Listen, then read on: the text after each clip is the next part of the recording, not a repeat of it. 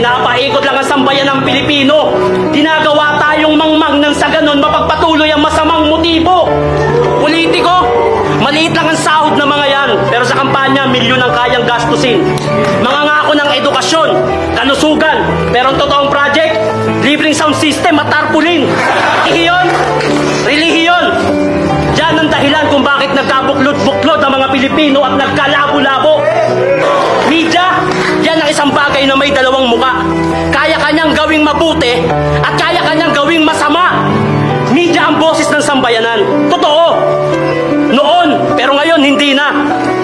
Malaking tulong sana sa atin ang media kung hindi lang nasisilaw sa pera. Mga kababayan, imulat nyo ang mata nyo. Lahat kayo pwedeng maging bayani. Mahalin nyo lang ang Pilipinas at magkaroon ng tapat na hangarin. Mahalin ang kapwa Pinoy. Magkaroon ng tapat na serbisyo. Sa ganung paraan naman, hindi masayang ang buhay ng aming sinakripisyo.